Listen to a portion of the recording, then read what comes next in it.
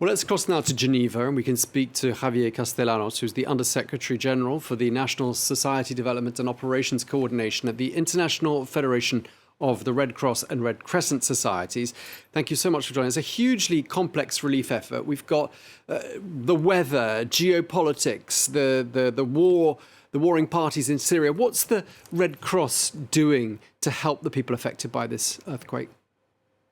No, thank you very much. And you well described the challenging situation from the very, very first hours in both countries. The frontline response of the Red Crescent societies have been there. We have engaged in ensuring that the national societies in this occasion are able to deliver humanitarian services. We have allocated already 3 million Swiss francs to ensure that the initial phase of the operation, and this is extremely important to highlight, and you mentioned, first of all, the weather.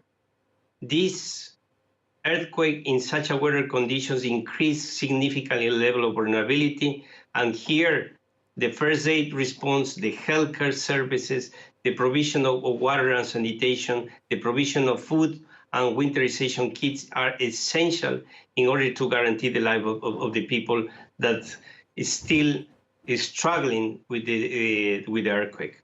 So the operations are ongoing, and as we speak now, in the few hours from now, we will be launching an initial emergency appeal of 70 million Swiss francs that will be helping the initial phase of the response.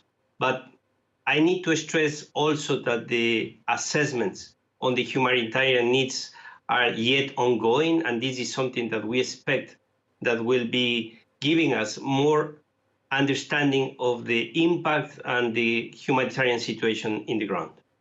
And of course, it's a dangerous set of circumstances for aid workers to be in, and especially as well for rescuers. Tell us a little bit more about some of those challenges.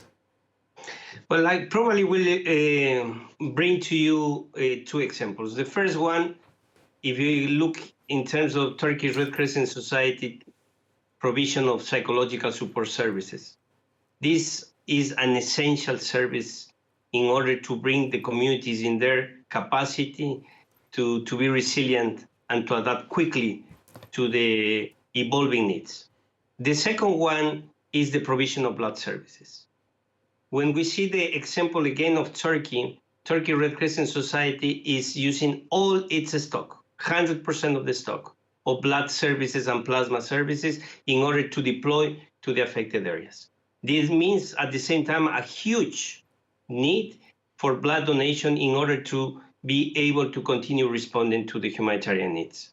When we look in the case of Syria, we have to acknowledge the high level of vulnerability in the country, and in the previous interviews that I had the opportunity to listen, it is clearly defined that with such a high vulnerability conditions, the needs are extremely higher and needed.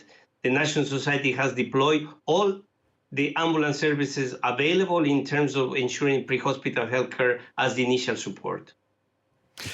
When something on this scale happens, of course, there's a large rush of all aid organizations and relief organizations to help. How do you communicate with each other to make sure that you're not doubling up on things and that some areas aren't being overlooked while some other areas there could be some overlap and duplication?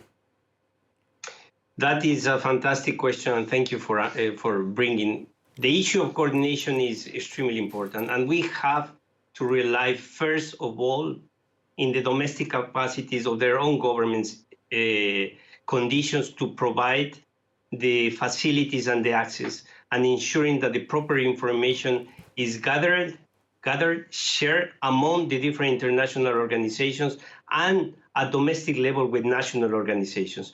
In our case, we have established a coordination mechanism with the 2 national societies and the governments, and ensuring that way that the duplication will not happen. But you are raising also a very important point in terms of when humanitarian aid arrives to a country without coordination. And that's something that we need to avoid as well. And therefore, coordination mechanisms at country level are crucially important.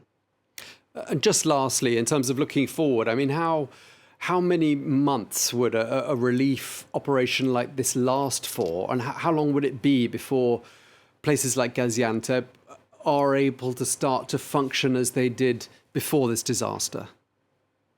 Yeah, the experience has tell us many times that when the first assessments are done of the level of damage of the infrastructure is not enough. It will be required a house by house assessment of the conditions and the level of damages of the houses. Some of those houses will need to be a triage, those that will need to be destroyed if they have not been destroyed already, those that are possible to continue living it, and those that will require some rehabilitation. So the initial phase, I would say, depending on the capacity that is in place to respond to the operation, will be at least 3 months. And within those 3 months to finalize a full assessment of what is the situation in terms of the infrastructural damages. Okay, well, thank you so much. We're going to have to leave it there because we're out of time. Xavier Castellanos at the IFRC, thank you very much indeed for taking the time to talk to us.